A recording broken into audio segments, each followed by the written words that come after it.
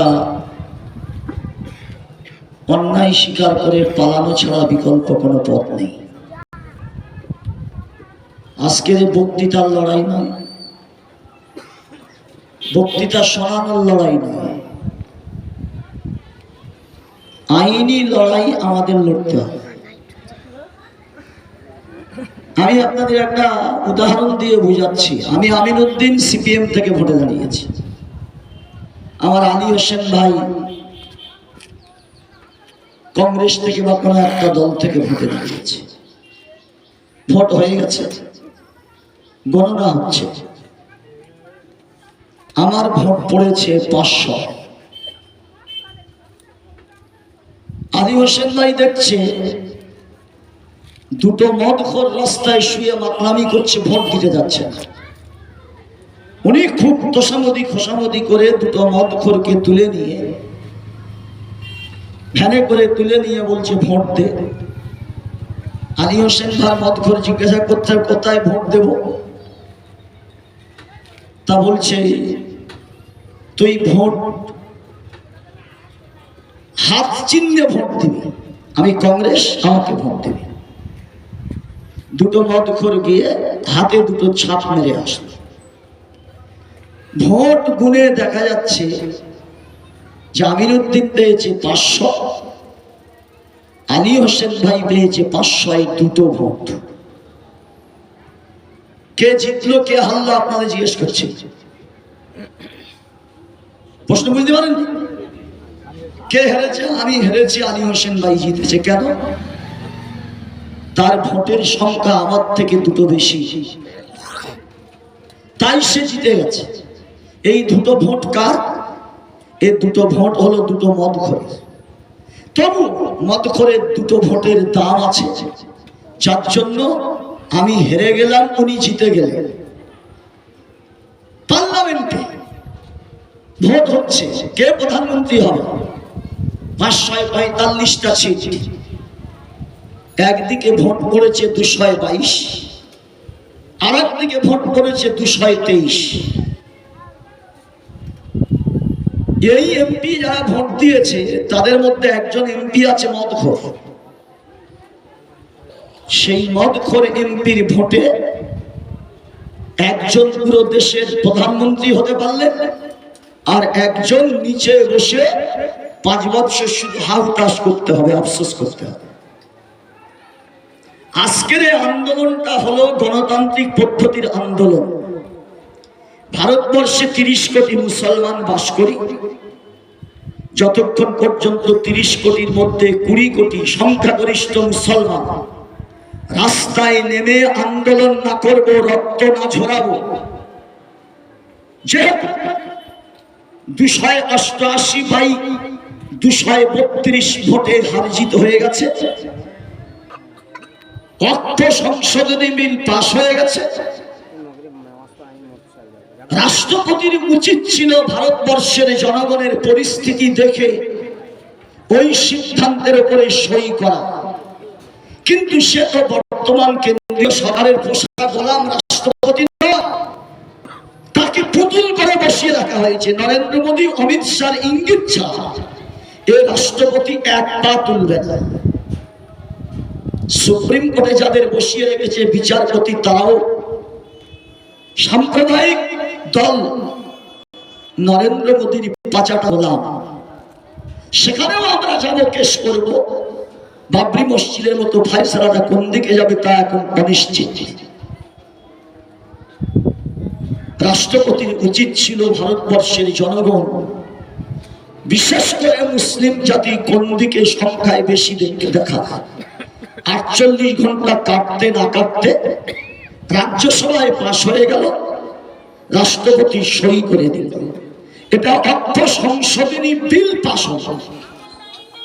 এই বিলটা বর্তমান আইনে পরিণত হয়ে গেছে। যে কোনো মুহূর্তে সরকার তার প্রশাসনিক ক্ষমতা দিয়ে এই আইনটা মুসলমানদের উপরে লাগু করবে, প্রয়োগ করবে। সারা পৃথিবীর কোনো ক্ষমতা নেই যে এই লাগু হওয়া বিষয়ের উপরে পৃথিবীর কোন দেশ কথা বলবে। কেন? এরা বলবে পার্লামেন্টে পাস হয়েছে, রাজ্যসভায় পাস হয়েছে, রাষ্ট্রপতি সই করে দিয়েছে, আইনে পরিণত হয়েছে। আমরা যে কাজটা করছি আইনগত কাজ। তার মানে কি বলতে চাইলাম বুঝতে পারলেন না? আমার এখন আরো 3টে প্রোগ্রাম সেরে বাড়িতে আসতে হবে। আমি নওজোয়ান ছেলেদের বলবো সাতটার পাড়ায় লাঠিতে ঢুকতে হবে। যারা মদ খায়, যারা নামাজ পড়ে, যারা পেশাব করে পানি নেয় না, এই গোটা লোক নিয়ে ইনকিলাব জিন্দাবাদ, সরকার তোমার দাবি মানছি না, মানবো না, হাস্যকর যে মুসলমানের দাবিটা সমর্থন করেছে। এই হাস্যকর কাজ করা যাবে না। আমার মুমিন ভাই যে ছবিটা তুলছে, এই ছবিটা যদি দেখানো হয় কোথায় মিটিং হচ্ছে, একদিকে সর্দার পাড়া, আর একদিকে মোল্লা পাড়া, এদিকে জামাদার পাড়া, গাইন পাড়া, এদিকে আর একটা মোল্লা পাড়া। কত ঘর মুসলমান বাস করে? 700 ঘর মুসলমান বাস করে। 700 ঘরে 50টা লোক নিয়ে ধেই ধেই করে নাচতেছি, আর বাকি সংখ্যাগরিষ্ঠ তারা পিছনে আছে। তারা বলছে নরেন্দ্র মোদী, আমরা ওই টুপিওয়ালা দাড়িওয়ালাদের আন্দোলনে নেই, আমরা তোমার পিছনে আছি, যা খুশি করো, আমাদের কোনো আপত্তি নেই। তাতে আমার মা যদি ধর্ষিতা হয়, আমার মেয়ে যদি ধর্ষিতা হয়, আমাদের মসজিদ যদি বুলডোজার চলে, আমাদের ঈদগাহগুলো ভেঙে দেয়, তাতে আমাদের কোনো আপত্তি নেই। আমরা মাত্র 50% মুসলমান, 700 ঘরের মধ্যে আমরা আন্দোলন করলাম। বেকার ঘরে চলে যাই, দরকার নেই। ও কারণে কেঁদে লাভ নেই। পশ্চিম বাংলায় 3 কোটি মুসলমান, এই 3 কোটি মুসলমানের মধ্যে কলকাতায় আগামী 10 তারিখে প্রতিবাদ সভা আছে। আমি আপনারা জিজ্ঞাসা করছি, একদিকে প্রতিবাদ হচ্ছে, লোক কত? 5 লাখ। বাকি 3 কোটি মুসলমানের মধ্যে 2,95,00,000 মুসলমান, তারা নাকি সর্ষে তেল দিয়ে ঘুমাচ্ছে। সরকার বলছে দেখো, তোমাদের মুসলমানরাই তো চায় না যে বিলটা সরকার প্রত্যাহার করেনি, সুপ্রিম কোর্ট মুসলমানদের সপক্ষে রায় দিক। রাষ্ট্রপতি দেখবে যে মাত্র 5 লাখ কলকাতার মুসলমান কলকাতার রাজধানীতে এসে প্রতিবাদ করেছে, 2,95,00,000 মানুষ নরেন্দ্র মোদীর পিছনে আছে। এই আইনের বিরুদ্ধে তাদের কোনো আওয়াজ নেই, তাদের কোনো হাত নেই, তাদের কোনো মুন্ডু দেখা যায় না। অতএব যে জায়গায় আছে আইনটা সেই জায়গায় থাক। আমি যদি আপনাদের বোঝাতে পেরে থাকি, আমার স্বার্থ, দেশের স্বার্থ রক্ষা হবে। আর যদি আপনাদের না বোঝাতে থাকি, আপনারা আমার থেকে জ্ঞানী, চুপ করে থাকুন তাড়াতাড়ি। আজকের কি খবরের কাগজ কারা দেখেছেন? মহারাষ্ট্রে 70টা মসজিদে নোটিশ ঝুলে গেছে, আজান বন্ধ করো, নামাজ বন্ধ করো। 2 দিন পরে ওই মসজিদগুলো ভেঙে চুরমার করা হবে। কি বলা হয়েছে? সেখানে বলা হয়েছে এই 70টা মসজিদ হলো বেআইনি। ভালো করে বুঝবেন, ব্রিটিশ ভারতবর্ষে ছিল, 191 বছর রাজত্ব করেছে। ব্রিটিশ কোনদিন তো বলেনি যে মুসলমানদের অর্থ সম্পত্তির অর্থ আমরা সেগুলো উদ্ধার করে, কিছু মানুষ লুটে ফুটে খাচ্ছে, আমরা সেগুলোকে মুসলমান গরিব মানুষদের মধ্যে বন্টন করব। তার মানে আপনাকে বুঝতে হবে, বর্তমান যে কেন্দ্রীয় সরকার বিশ্বাসঘাতক বেঈমান ব্রিটিশের থেকে আরো ভয়ঙ্কর। ব্রিটিশ ভারতবর্ষের রাজত্বকে প্রতিষ্ঠিত রাখতে গিয়ে আর ভারতবর্ষের মুসলমানেরা ব্রিটিশকে তাড়াতে গিয়ে ব্রিটিশের গোলা বারুদের সামনে 13 লক্ষ ভারতবাসী জীবন দিয়েছে। 1803 থেকে 1947 পর্যন্ত 10 লক্ষ মুসলমান জীবন দিয়েছে। আজকের মুসলমান যদি মনে করে যে আমরা চায়ের দোকানে বসে মাথাটা দেখিয়ে দিলাম, আমাদের দায়িত্ব শেষ হয়ে গেল, এই দায়িত্ব শেষ হয়নি। সেজন্য আমরা আগামীতে পরিকল্পনা করেছি, একটাও মানুষ আমরা ঘরে থাকবো না। প্রয়োজন হলে আমার মা বোনদেরকে বোরকা পরিয়ে আমরা অন্তত মা বোনদের তরফ থেকেও হাতটা দেখাবো যে আইনের বিরুদ্ধে। আজকের শিখ সম্প্রদায় বলছে যে আমরা কৃষি বিল প্রত্যাহারের দাবিতে 1 বৎসর কাল জীবন দিয়ে ধর্ণা দিয়েছে। শাহবাগ একটা বর্ডার, সেই বর্ডারে আমরা দেখেছি কচি কচি বাচ্চাদের নিয়ে দিনের পর দিন খাওয়া নেই, দাওয়া নেই, শুকনো রুটি নেই, এক কাপ চা নেই, না খেয়ে তারা আন্দোলন করেছিল। শিখে সরকার বাধ্য হয়ে তার বিল প্রত্যাহার করেছিল। অতএব কাশীপুর চালতাবেড়ির সমস্ত জনসাধারণ আজকের কেন জমিয়তের ব্যানারে হয়? মসজিদ কমিটি কোথায়? মসজিদ কমিটির দায়িত্ব নেই। তাদের দায়িত্ব শুধু একতলা মসজিদ দুতলা করা। তাদের কথা আমার দরকার ছিল প্রত্যেকটা মুসলিম ক্লাব, তাদের দায়িত্ব ছিল ভারত সরকার বললেন প্রত্যেকটা সংগঠনের তরফ থেকে প্রতিবাদ হচ্ছে, জমিয়ত প্রতিবাদ করছে, মসজিদ কমিটি প্রতিবাদ করছে, স্বেচ্ছাসেবী সংগঠন প্রতিবাদ করছে। আজকে আমরা ফেসবুকে দেখছি হিন্দু ভাইয়েরা পথে নেমেছে, না এটা মুসলমানদের উপরে অত্যাচার। শিখ ভাইয়েরা পথে নেমেছে। আজকে মন্দিরের ধর্মগুরু আপনাদের পিছনে আছে। আমরা দেখছি না মুসলমান যদি নাকি সর্ষে তেল দিয়ে ঘুমান, তাহলে বক্তৃতা নয়। আমি একটাই কথা বলবো, আমার আর অল্প সময় আছে। মাওলানা শহীদুল্লাহ সাহেব কথা বলবেন, এক্ষুনি মাগরিবের কিছুক্ষণ পরে আজান হবে। কাঙ্গাল মোল্লাপাড়া, সরকারপাড়া, দলিত, এই মোল্লাপাড়া ফরজ নামাজ শেষ হয়ে যাওয়ার পরে 2 রাকাত সুন্নাত পড়ে অন্তত যারা মসজিদে নামাজ পড়ছেন ওখান থেকে লাইন দিয়ে পেশাব লাগলে পেশাবটা পরে করবেন, চা খাওয়ার প্রয়োজন হলে চাটা পরে খাবেন। আমরা এই মোড়ের মাথায় অন্তত 200 কি 300 মাথা দেখিয়ে ফেসবুকে তুলে দিই। তারা ভাববে গ্রামে গঞ্জে গলিতে গলিতে সর্বত্রই প্রতিবাদ হচ্ছে। আমি গত শুক্রবার আগে বৃহস্পতিবার 2টো ভিডিও বার্তা ছেড়েছি।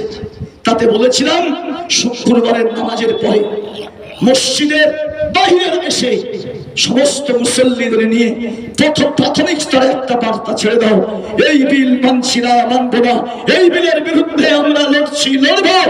মসজিদের ইমাম সাহেবরা ঘুমিয়ে, তাদের কোনো হেলদোল নেই। মসজিদ কমিটি ঘুমিয়ে। কিয়ামতের কঠিন দিনে আল্লাহ পাকের সামনে জবাব দিতে হবে। নিজের ভাইকে সীমানা ছাড়া 1 হাত জায়গা আপনি দিতে রাজি নন, তাহলে এত বড় সম্পত্তি, লক্ষ লক্ষ বিঘে সম্পত্তি, লক্ষ লক্ষ বিঘে সম্পত্তি সরকার অধিগ্রহণ করবে। আপনি মুসলমান, আপনার উপর কোনো দায়িত্ব নেই, আল্লাহর কাছে জবাব দিতে হবে না? আজকের কেন আমাদের মুরব্বীরা বলছেন? তাই আমি আগামীতে বৃহত্তম একটা মিটিং করবো চালতাবেড়ি হালকায়। আমরা অনুমতি পেলে পরিশ্রম মাঠে করব, তা না হলে এই বিলকে প্রত্যাহারের দাবিতে ঈদগাহ মাঠে করব, যাতে চালতাবেড়িয়া, দলুয়াখাকি এই কটা গ্রামের মানুষ, 1,000 মানুষ ঈদগাহে আমরা জমায়েত হয়ে আমরা সরকারকে জানিয়ে দিতে চাই, রাষ্ট্রপতি সই করলেও আমরা এই আইন জীবন থাকতে মানব না। এই কথাটা যদি ভারতবর্ষের সর্বস্তর থেকে ওঠে, তাহলে হয়তো একটা কিছু হতে পারে। হয়তো কি হবে জানি না, কারণ তাদের হাতে মেশিন আছে, তাদের হাতে শক্তি আছে, তাদের হাতে ক্ষমতা আছে। আমাদের কাছে ক্ষমতা নেই। আমরা একটা ক্ষমতা দিতে পারি, সেটা হলো আমাদের রক্ত দিয়ে প্রতিবাদ করব। তখন আল্লাহ কি ভাগ্য রেখেছেন, সুপ্রিম কোর্টের বিচারপতিরা ভাববে যে আজকে যদি এই আইনটা বলবৎ হয়, ভারতবর্ষে রক্তের স্রোত বয়ে যাবে, অশান্তির দাবানলে ধাউ ধাউ করে চলবে।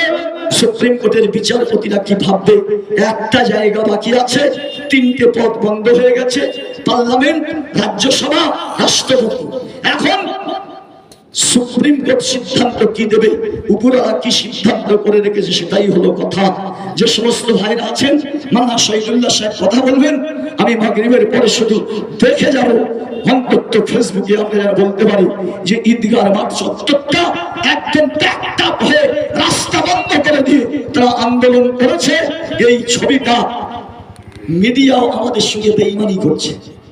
যারা সাংবাদিক তারা সব জায়গায় খবর দিচ্ছে না, অতএব তারা খবর না দিলে আমাদের মুসলিম মিডিয়া যারা আছে তারা ফেসবুকে, ইন্টারনেটে সারা ভারতবর্ষের ছবিটা তুলে দিক যে ভারতবর্ষের মুসলমান নিজের জীবন দিয়ে দেবে কিন্তু অক্ষ সম্পত্তি দেবে না।